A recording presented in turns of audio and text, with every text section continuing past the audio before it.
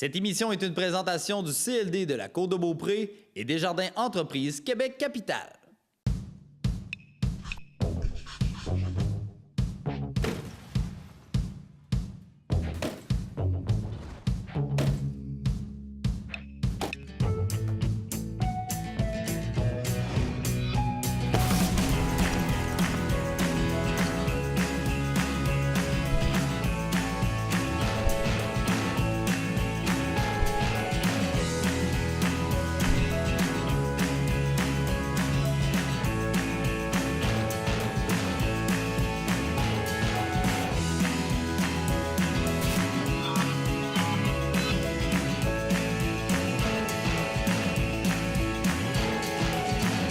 Mesdames et messieurs, bonjour et bienvenue à l'espace Félix Leclerc à l'île d'Orléans.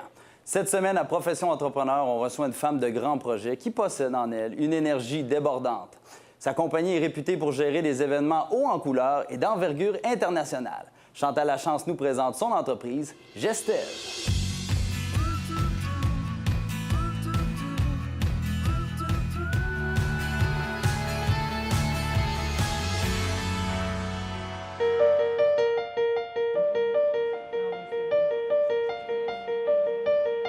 Gestev est une firme de gestion d'événements d'envergure internationale, principalement sportifs, alors le Vélérium, le Snowboard Jamboree, Red Bull Crash Ice, etc.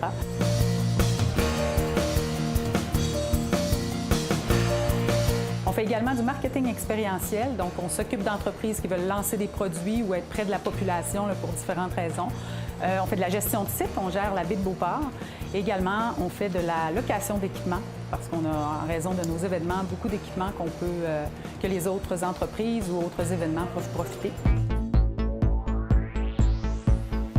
Gestev existe depuis 1992.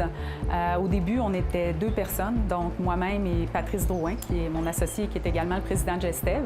Et au fil des années, l'équipe a grossi. Alors, on est passé de 2 à 4, de 4 à 8, de 8 à 16.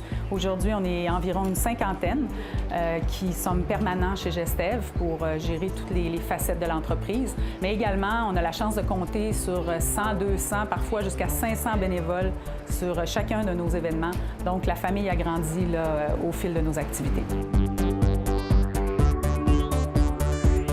Je peux dire que je pense qu'on a un dénominateur commun, toute l'équipe qui travaille dans l'entreprise. Je pense que c'est le mot passion qui peut résumer toute la gang.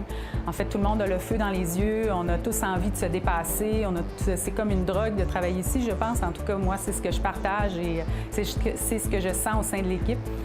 Également, nos bénévoles, on essaie d'être très contagieux lorsqu'ils se joignent à nous. Donc, aussi, on a un très, très grand sens de l'écoute. On essaie d'être très service clientèle, autant pour nos bénévoles, nos journalistes, les athlètes qui viennent nous voir, nos clients, nos commanditaires, les spectateurs. On essaie de savoir vraiment qu'est-ce qui les ferait vibrer, eux, en venant chez nous, en s'associant avec nous. L'échéancier, c'est que la semaine prochaine, jeudi, on doit parler à Philippe de l'avancement de nos dossiers. Je pense que le service clientèle, l'écoute, la passion font vraiment ce qui nous distingue. Mais on le sent, nos événements, que ce soit dans le vélo, Red Bull Crash Ice, au Snowboard Jamboree, on nous dit que les étapes qui ont lieu ici dans la région de Québec sont les meilleures sur le circuit mondial. Alors je pense que ça démontre à quel point, là, justement, ça vaut la peine de faire les efforts qu'on fait, puis de tenter toujours de se dépasser.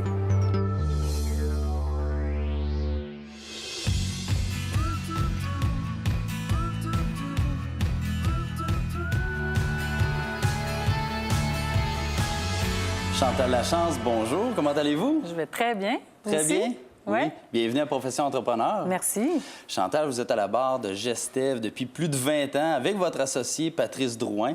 On va faire un petit retour en arrière pour savoir comment cette aventure-là avec Gestev a débuté. En pyjama et en robe de chambre un dimanche matin dans son appartement. Puis à ce point-là? Non, on couche pas ensemble. On va régler ça tout de suite. Non, vraiment, on était de 2 très, très bons amis. Et puis, ça faisait plusieurs années. En fait, Patrice a été très, très impliqué dans le départ du vélo de montagne, en fait, dans l'histoire du développement du vélo de montagne au Québec. Il a vécu longtemps dans l'Ouest canadien, puis ce sport-là débutait à ce moment-là, dans le début des années 80. Puis il est revenu avec cette idée-là, a parti une boutique de vélo, a lancé l'Association québécoise de vélo de montagne. Puis moi, à cette époque-là, j'étais lifeguard dans une piscine et son bureau était juste à côté. Alors, il venait dîner à la piscine, puis on s'est connus comme ça. On a commencé à jaser vélo, puis lui, tous les week-ends, partait pour organiser des petites courses provinciales à gauche et à droite dans la province de Québec. Et puis, je l'ai suivi là-dedans, puis on est devenus vraiment des super bons copains. Et bref, on a bénévolement organisé pendant, mon Dieu, presque 7-8 ans, peut-être même une dizaine d'années, là, des événements à travers la province. Et puis, bon, bien, le sport a vraiment grandi mondialement. Il y a eu discussion que ça devienne éventuellement un sport olympique. Donc, fondation de Coupe du monde, championnat du monde. On était là au bon moment. Patrice a été, et moi aussi, là, chacun à notre niveau, impliqués comme officiel de compétition. Justement, Patrice a aidé, lui, à comment dire, donc, à préparer les premiers règlements mondiaux du vélo de montagne. Il y a eu formation d'officiels. Moi, j'ai été une des premiers officiels au monde dans ce sport-là. Et puis création, comme je disais, de championnat du monde, Coupe du monde. Puis nous, on a levé la main, puis on a essayé d'en amener à Québec. C'est comme ça que Gestev est parti. Mais à la base, est-ce que Chantal Lachance est une grande sportive? J'ai toujours fait beaucoup de sport, surtout quand j'étais au secondaire et au cégep. Je faisais, mon Dieu, probablement une vingtaine d'heures de sport par semaine. Là. J'étais dans toutes les équipes, basketball, volleyball, jouais au soccer. J'ai fait mes cours de natation, j'ai enseigné la natation, j'ai été lifeguard. Bref, j'en ai vraiment fait beaucoup. Là. Si on voulait me punir, on m'interdisait d'aller au gymnase. Là. J'étais tout le temps rendue là. Alors, oui, j'en ai fait beaucoup, mais jamais de manière compétitive. Est-ce que c'est en partie votre passion pour le sport qui vous a amené tranquillement à vous lancer en affaires? Je dirais que c'est vraiment un concours de circonstances. Comme je l'expliquais tout à l'heure là, avec Patrice, les événements qu'on a faits de manière bénévole m'ont définitivement donné la piqûre là, de l'événementiel. Puis, je dirais que... Bon, il y a eu cette opportunité-là qui est venue. Patrice et moi, on avait chacun notre emploi. Moi, j'étais directrice des ventes au Château Mont-Sainte-Anne à l'époque. Et puis, du jour au lendemain, on voyait cette opportunité-là, puis on s'est dit, bon, on est jeunes, on laisse nos emplois un peu sans réfléchir, là, tout à fait naïvement. On s'est lancé dans cette aventure-là. Puis on s'est dit, même si ça dure 1 année, 2 ans, parce qu'à ce moment-là, on avait demandé d'obtenir une Coupe du monde au Mont-Sainte-Anne, puis un championnat du monde à Bromont. Et puis ça s'est concrétisé. Alors on s'est dit, au moins, on va faire ces 2 années-là. Et puis là, bien, nos événements ont été quand même des bons succès. Et ça nous a permis d'avoir des contrats à l'étranger où des fédérations d'ailleurs nous ont demandé d'amener notre expertise puis de leur montrer, en fait, ce qu'on avait appris ces quelques années-là. Et puis c'est comme ça que Gestev est parti. Au départ, c'était surtout la gestion d'événements, des compétitions de vélo de montagne. À quel moment la diversification de vos services s'est imposée d'elle-même? En fait, nous, on a commencé, c'était en 91, la première Coupe du monde au Mont-Sainte-Anne, puis je dirais que c'est environ en 97 que là, tout d'un coup, notre équipe a grossi. Au début, on n'était que Patrice et moi. Et puis, graduellement, on est devenu 4, on est devenu 6. Et puis, dans notre équipe, à ce moment-là, il y a un gars qui s'appelle Michel Sylvestre, d'ailleurs, qui fait beaucoup de télévision. C'est un réalisateur de télé. Puis, il a joint notre équipe justement parce pendant ces années-là, en vélo de montagne, on a décidé de produire nous-mêmes nos émissions télé, nos émissions de captation sportive. Et puis, Michel était notre réalisateur, s'occupait de nos télés, de tout ce dossier-là. Puis, lui, c'était un historien de métier. Alors, la Ville de Québec, à cette époque-là, a lancé un appel d'offres pour remplacer, en fait, les médiévales. Ils cherchaient un organisateur qui allait développer un événement à caractère historique dans le Vieux-Québec. Puis on a déposé avec d'autres groupes. D'autres groupes ont également déposé des projets, mais nous, on a déposé le projet des Fêtes de la Nouvelle-France. Alors, c'est drôle, là, mais on nous connaît beaucoup pour le sport, mais on a quand même organisé les Fêtes de la Nouvelle-France pendant 10 ans. C'est notre projet qui avait été retenu à cette époque-là. Et parallèlement avec ça, on s'est dit, bon, on fait du sport d'été. Le snowboard, ça ressemble un peu, vélo de montagne, casse-cou, extrême. Puis ça commençait aussi le snowboard à cette époque-là. Donc, en 97, on a commencé à faire du snowboard aussi. Alors, snowboard, Fête de la Nouvelle-France, vélo de montagne, c'était pas mal notre créneau là, à ce moment-là. Vous avez passé par plusieurs étapes là, pour en arriver à ce qu'on connaît de Gestev aujourd'hui. Est-ce que ça a été un cheminement difficile de se tailler une place dans ce monde-là de la gestion d'événements? D'avoir du fun à tous les jours, est-ce que c'est difficile, ça? On s'est tellement amusés. Moi, j'ai toujours dit, écoutez, vraiment, puis je veux pas, c'est vraiment pas dans le but de faire pleurer personne, là, mais les 8 premières années de Gestev, j'ai pas pris une journée de congé. Patrice non plus. On prenait ni nos week-ends, on n'a jamais fait de vacances. Non, mais on travaillait comme des défoncés, mais en même temps, tu sais, comme je mentionnais, on a été invités à aller partout dans le monde comme consultant à débuter des événements. Vous carburiez à ça, là. Écoute, je veux dire, travailler à organiser des événements. Tu sais, oui, c'est des heures et tout ça, mais il y a des gens qui travaillent dans des hôpitaux, dans des garages, dans des bureaux, à aligner des chiffres. Tu sais, je veux dire, nous, notre travail, c'est, oui, on le fait évidemment parce qu'on a de la planification à faire, mais en même temps, on est aussi dehors avec les gens, on rencontre des gens de partout dans le monde, d'organiser des parties, des réceptions, ça fait partie de notre job. Alors oui, des fois, on travaille jusqu'à 3 heures du matin, mais on est quand même dans un environnement très, très positif, dynamique, passionnant. Puis, je le répète, de rencontrer des gens de partout, de tous les continents, c'est aussi motivant, culturellement parlant. Puis, en tout cas, moi, ça fait plusieurs années, là, je ne dirais pas peut-être combien, mais en tout cas, ça fait beaucoup de temps.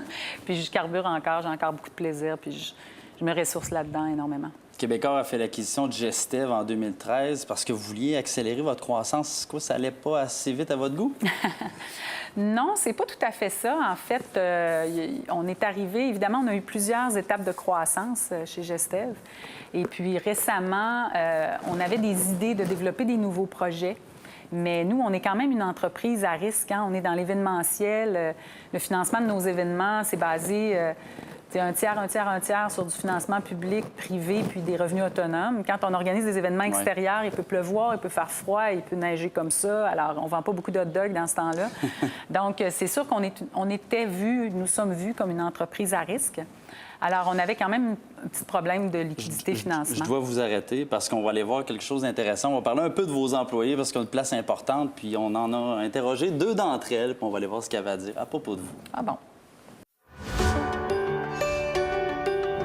Ça fait 10 ans que j'ai le bonheur de travailler avec Chantal, qui est une femme passionnée et passionnante. Elle a une énergie débordante qui est extrêmement contagieuse.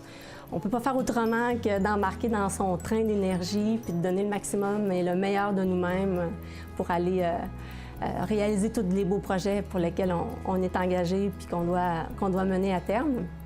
Une anecdote que j'ai de Chantal, qui n'est pas vraiment en lien avec le travail, mais ça démontre tout le grand cœur de cette personne-là, toute sa grande générosité.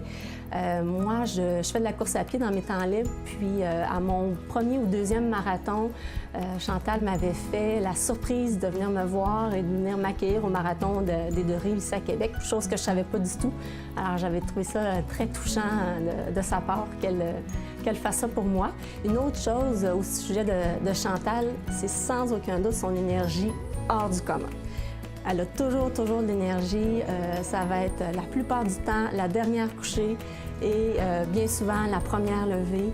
Elle est certainement tombée dans la potion magique, puis elle a tout bu le galon. Elle n'en manque jamais de gaz. Une petite anecdote avec Chantal, il y a quelques années, on était, comme je vous disais tout à l'heure, une petite équipe. Et puis, on a commencé à regarder d'autres festivals, d'autres événements qui se faisaient à l'extérieur du Québec. Et puis, Chantal nous a invités à aller à un team building avec l'équipe des ventes et des communications à Tremblant. Donc, on est arrivé, elle a dit parfait, on se rejoint à l'aéroport. On arrive à l'aéroport. Jusqu'au dernier moment, on s'en allait vraiment dans un chalet à Tremblant, travailler, s'enfermer dans un petit chalet, ce qui est bien le fun. Mais on est arrivé à finalement donner nos passeports à la dernière minute. On s'est rendu compte que finalement, elle nous a emmenés à Whistler dans un gros événement de snowboard. Fait qu'on est parti toute la gang se ressourcer là-bas, s'enligner sur des futurs projets. Donc ça a vraiment ce petit côté-là de nous surprendre tout le temps puis nous donner tout le temps le petit côté qu'on a le goût d'aller toujours plus loin finalement à travailler pour Chantal. C'est une femme extraordinaire. Je vous voyais sourire durant la capsule. C'est venu vous chercher, ce que vos employés ont dit à votre sujet? Bien, c'est certain, toujours. Je veux dire, on est tellement une belle équipe, on est super proches. Je les adore, puis je ferais n'importe quoi pour, comment dire, tantôt, je parlais qu'on travaille très, très fort, tout le monde. On a l'événementiel, je dis toujours, c'est pas une vocation, c'est pas une profession, c'est une vocation. Donc, Marianne disait, elle vient nous chercher le meilleur de nous-mêmes, mais ce que je veux dire, c'est que tous ces employés-là le donnent le meilleur d'eux-mêmes, puis moi, ça vient vraiment me chercher, et c'est mon gaz à moi aussi. Là. Fait que je pense que mutuellement, on doit se faire du bien, mais c'est sûr que moi, ça m'en donne énormément. Puis est-ce que le secret du voyage à Whistler, c'était dur à garder? Ah, j'ai eu un plaisir fou à faire cette activité-là. C'est fou comment elle me croyait dur comme fer, là, qu'on s'en allait à Tremblant toute une fin de semaine, s'enfermer, comme elle disait, dans un chalet. Fait que plus on avançait dans l'épopée de la journée, oui, elles ont découvert qu'on s'en allait à Vancouver, mais elles ne savaient pas nécessairement où. Rendu là-bas, on devait prendre l'autobus, mais finalement, j'avais loué un gros véhicule. On devait rester dans un chalet. Finalement, on était dans une suite au Hilton, parce que Hilton, c'est un grand partenaire à nous. Puis on aurait aimé aller voir un spectacle de mode, mais on n'avait pas de billets. Mais évidemment, j'avais des passes VIP. Fait que ça a été très, très agréable. Mais ce que Karine n'a pas dit, c'est que je me suis aussi cassé les 2 pieds dans ce voyage-là. Fait que je suis revenue en chaise roulante, en béquille, pendant 8 semaines. Mais en faites-vous souvent des petites attentions comme ça à vos employés? Bien, j'essaie. On essaie toujours de rendre l'utile à l'agréable. Moi, je dis toujours, il y a une belle expression anglaise qui dit « work hard, play hard ». Alors, j'essaie toujours de dire, comment on peut s'amuser avec qu'est-ce qu'on fait. Ça fait que je fais partie du groupe de personnes, on est plusieurs au bureau, là, mais à essayer toujours de trouver des idées pour s'amuser après ou pendant ou faire une petite activité pour avoir du plaisir. Puis on essaie, en tout cas. On essaie de garder le sourire à travers tout ça. Vous avez en vous ce désir continuel de se dépasser. Est-ce que c'est bien que vos employés adhèrent à ça puis aient envie, eux aussi, de se dépasser? Bien, comme je disais tout à l'heure, l'événementiel, quand on fait Mon mari Michel, une de mes collègues, fait les relations de presse. Et puis, la première question que les journalistes demandent dans un événement, c'est qu'est-ce que vous avez de nouveau? Alors, nous, on fait des événements récurrents, plusieurs. Certains de nos événements sont récurrents. Donc, on doit toujours se dépasser. On doit déborder de créativité pour trouver un nouveau concept, trouver un nouvel événement, trouver de la manière de décrocher les sous pour le réaliser. Alors, effectivement, on a toujours besoin de se dépasser dans toutes les sphères de l'organisation, production, technique, médias et tout et tout. Alors, oui, on a ce besoin-là, puis je pense que tout le monde en a envie. Tu sais, quand on finit un événement, on a cette espèce de fierté d'avoir livré la marchandise. Puis on dirait, en tout cas, je ne sais pas si toute mon équipe partage ça, mais moi, je me dis toujours... Le jour où on va avoir atteint la perfection à un événement ou avec un événement, je vais changer de métier, mais c'est jamais possible. Après 24 ans, c'est toujours pas possible. T'sais, on dirait qu'il est proche d'être à la hauteur de ce qu'on voulait faire, mais on peut toujours faire un petit peu plus partout. Ça fait qu'on a besoin de se dépasser, puis je pense que c'est un dénominateur commun dans notre équipe, la passion puis l'envie de faire mieux puis de se dépasser. On dit de vous que vous travaillez la pédale au plancher, que vous faites pas les choses à moitié, vous n'êtes pas arrêtable en bon français. Est-ce que des fois, vous manquez de motivation? Rarement. Rarement. C'est sûr que j'ai moi aussi mes petits moments, là, quand... Au niveau du financement des événements, je dirais que c'est quelque chose de très difficile. Fait que c'est certain que des fois, on a envie de se décourager un peu, mais à quoi ça sert de se décourager? Absolument rien. On perd du temps à se décourager alors qu'on devrait investir cette énergie-là à avancer. Fait que moi, je suis quelqu'un de très positif, puis je me dis que ça sert à rien. Le découragement, c'est négatif, puis la fatigue aussi, puis j'ai pas de temps à perdre, puis je peux mourir demain, puis c'est mon genre de créneau, là. Gestev, votre équipe, vous l'appelez affectueusement la famille. Moi, il y a quelque chose qui m'a frappé lorsque je suis allé visiter vos bureaux, c'est qu'il y a beaucoup de filles. Est-ce qu'il y a une raison pour ça? Il y a à peu près 75-80 des employés qui sont des femmes. C'est les meilleurs. Non. Non, mais non, c'est pas vrai. Je pense que honnêtement, je pense que c'est circonstanciel, mais effectivement, on est, je dirais, pratiquement 80 des filles dans notre équipe. Je sais pas, l'événementiel, c'est aussi un monde de détails. Hein? Faut aller si on veut se démarquer, si on veut offrir les meilleurs événements, c'est bien d'aller dans les coins. Je trouve souvent que les filles sont plus cartésiennes, peut-être, que les gars dans certains niveaux, à certains aspects. Je ne sais pas si c'est pour ça, mais en tout cas, nous, dans notre équipe, définitivement, ça fonctionne bien. Puis c'est drôle parce que, petite anecdote, on accueille, je parlais tout à l'heure de gens de l'international énormément. Ouais. Puis c'est souvent un commentaire qu'on me dit parce que ces athlètes-là, les journalistes, les équipes, etc., voyagent partout dans le monde. Ouais. Puis quand ils arrivent à Québec, dans nos événements, ils disent « Mais voyons, il y a donc bien des filles ici. » Mais c'est rigolo, mais en même temps, je pense que, je sais pas, c'est quand même une belle balance. C'est ça. C'est super intéressant ce que vous me dites, mais on doit s'arrêter quelques instants pour aller voir la capsule du Centre local de développement de la Côte-de-Beaupré et on poursuit notre discussion tout de suite après.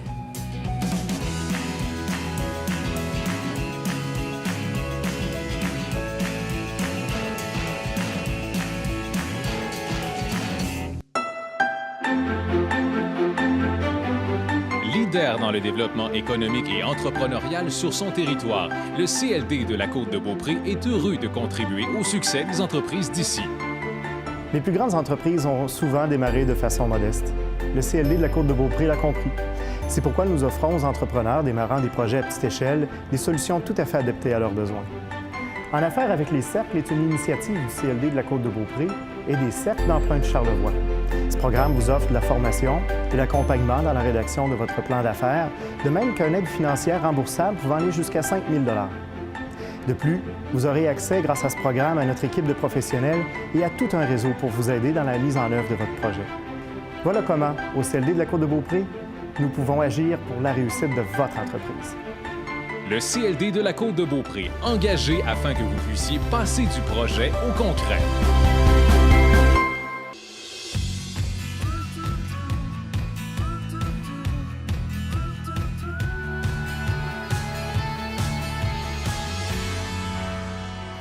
Chantal, vous êtes avec votre associé Patrice Drouin dans l'entreprise depuis les tout débuts. Commencez de travailler avec lui au quotidien. On a, comme je dis toujours, une main, j'en ai trop pour dire en 24 ans les fois où on a pu s'ostiner, c'est même pas un mot possible, là, argumenter sur quelques sujets. Alors non, ça a été une croisière super tranquille, un grand fleuve tranquille, très agréable, beaucoup de complicité. Patrice et moi, on se complète Oui, c'est ça, vous vous complétez bien. Vous avez chacun votre rôle précis à jouer? Oui, complètement. Puis je dis toujours que mes forces, c'est ses faiblesses, ses forces sont mes faiblesses, ou presque. Alors, on se complète vraiment très, très bien. Puis on a beaucoup de plaisir à travailler ensemble. On part encore en voyage ensemble puis en vacances, là. Alors, après tout ce temps-là, ça veut tout dire. Justement, on l'a rencontré. Ah oui? Et on va voir ce qu'il avait à dire à propos de sa partenaire et de son ami aussi. On l'écoute. Je suis associé avec Chantal Lachance depuis 1991, bientôt 25 ans. Et puis, ça a été une période les 25 dernières années vraiment, je dirais, là, enthousiaste, parce que Chantal, c'est un brin d'énergie et en même temps, une femme dévouée à son travail. À quelques reprises, on voyage ensemble et puis on fait des rencontres avec des gens, puis les gens ont toujours l'impression qu'on est toujours conjoint-conjointe et il faut toujours ramener sur le sujet que non, on est conjoint-conjointe d'affaires. Alors, parce qu'on est très près un de l'autre, on se complète très bien. Alors, le succès d'une association en affaires, je crois que c'est vraiment de se compléter. On ne peut pas s'imaginer que ça va durer 25 ans, mais en fait, avec Chantal, ça a été comme un plaisir de travailler ensemble toutes ces années. Puis, comme je dis, on se complète très bien. Et puis, l'avenir est encore là aussi. On n'a pas terminé de travailler ensemble. Alors, on est encore en équipe jusqu'à encore un bon bout de temps, je suis certain.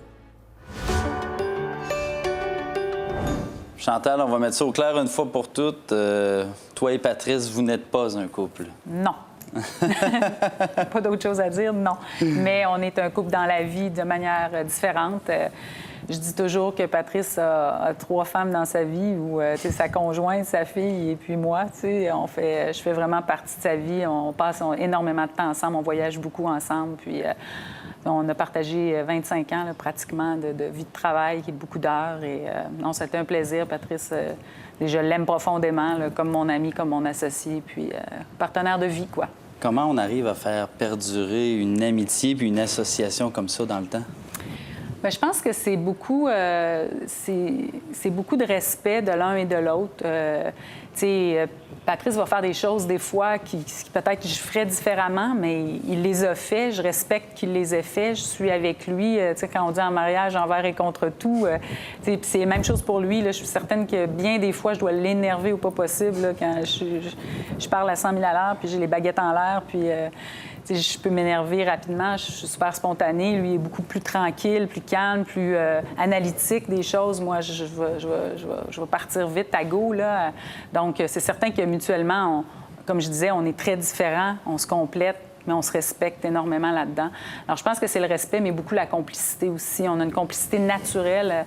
On a passé toutes ces années-là. Les gens qui travaillent avec nous le savent. On ne passe pas notre temps en meeting, là. C'est à peu près... C'est rare qu'on prenne le temps de s'asseoir puis de prendre des décisions ensemble et tout ça. On le sait. Je sais ce qu'il pense, je sais ce que je pense, puis c'est naturel, ça va tout seul. Au départ, quand vous avez parti ce projet-là, voyez-vous, est-ce que vous étiez capable de voir le potentiel? Non, on est vraiment parti, vraiment sérieusement, là, quand ça a débuté, on voyait 2 ans devant nous. Puis on se disait, on verra où on s'en va avec ça. On était franchement un peu cow-boy quand on est parti avec ça, un peu naïf, un peu dans notre jeunesse, pas trop réfléchir, puis se tirer dans le vide. Là. On s'est vraiment tiré dans le vide. Puis non, après 2 ans, de fil en aiguille, ça continue de progresser. Puis moi, à la blague, je disais toujours... Hey, quand je vais avoir 40 ans, tu peux être sûr, je n'organiserai plus des courses de bicycle à pédales. Je disais tout le temps ça, tu sais. Puis finalement, 40 ans est arrivé, puis j'avais encore autant de passion, puis je me trouvais aussi jeune que quand j'avais commencé. Puis même chose pour Patrice. Alors, je pense que naturellement, mais on ne s'est jamais questionné à se dire, bon, on se voit où dans 20 ans? On s'assoit puis on fait un plan stratégique de développement pour les 5 prochaines années. Pas vraiment. On est allé de fil en aiguille. Quand vous prenez un peu de recul, vous regardez Gestev, de quoi vous êtes la plus fière? De l'équipe. Vraiment. Je pense que notre gang, c'est ce qui fait notre force. C'est ce qui fait notre différence. Oui, on accomplit des grandes choses, mais tu n'accomplis pas des grandes choses tout seul. Là. Fait que c'est certain que c'est ma plus grande fierté. Vous avez toujours des projets en tête. C'est quoi le prochain? Qu'est-ce qui s'en vient? Inspiré, c'est la nage synchronisée. Ah Alors, oui? On s'en va au PEPS de l'Université Laval pour une Coupe du monde de nage synchronisée. C'est le plus gros événement dans ce sport-là après les Olympiques. Donc, c'est les championnats du monde. Ça a lieu à tous les 4 ans. Alors, pour nous, c'est une première de faire de la nage synchronisée. Mais comme je dis toujours, quand on est vendeur, on peut vendre n'importe quoi. Quand on est organisateur d'événements, on peut organiser n'importe quoi. Donc, il s'agit d'appliquer une recette qu'on a développée, puis on va se chercher des spécialistes dans le domaine pour compléter ce qu'on ne connaît pas. Donc, oui, ça, c'est notre prochain gros projet en termes d'événements. Est-ce que vous avez d'autres projets futurs? On en a énormément. On oui? en a beaucoup, oui. On a plusieurs beaux, gros projets qui s'en viennent. Nous, développer des projets chez Gestev, ça peut prendre 3, 4, 5 ans avant de voir le jour. Oui, c'est Alors, c'est des projets de fédération. Des fois, il faut soumissionner ou déposer notre candidature, justement, plusieurs années d'avance. Alors, effectivement, on en a plusieurs dans la marmite. On sème des graines. Est-ce que toutes les graines vont voir la lumière du jour? Pas tout le temps, mais on a plusieurs beaux projets là, en ski de fond, en free ski, en snowboard, beach volleyball. J'imagine qu'avec l'ouverture prochaine, dans un futur rapproché de l'amphithéâtre, les choses vont débouler pas mal pour vous autres aussi. Bien oui, tout à fait. C'est sûr que maintenant, l'amphithéâtre fait partie de notre famille agrandie, je pourrais dire. Et puis, quel rôle on y jouera, ça, c'est encore une question sans réponse. Mais c'est certain qu'on a beaucoup d'intérêt envers le développement de cette méga infrastructure-là à Québec. C'est sûr qu'on aura un rôle à y jouer, un rôle de support définitivement auprès soit des différents événements qui vont se tenir là-bas. On est même invités nous-mêmes à développer des événements pour l'amphithéâtre, autant que les autres organisateurs au Québec et à Québec, et même du monde entier. Si vous aviez un conseil à donner à un entrepreneur, qu'est-ce que vous lui diriez? Ah, mais moi, je dirais d'en manger, là. Je veux dire, c'est comme ça que ça fonctionne, je pense. Pour moi, le gaz d'une entreprise passe par la passion, la détermination, d'avoir un objectif puis de s'en aller par là, peu importe, d'avoir toujours des solutions, d'être positif. Ce serait ça, les conseils. Ça a été ça, la clé du succès pour Gestev? Je pense que oui. Je pense que c'est toujours de voir grand, de jamais s'arrêter quand on a une première embûche, de toujours penser qu'on peut contourner tous les problèmes et justement tous les obstacles que les gens nous mettent devant nous. Chantal Lachance, merci beaucoup. Ça fait plaisir. Merci à vous. Merci.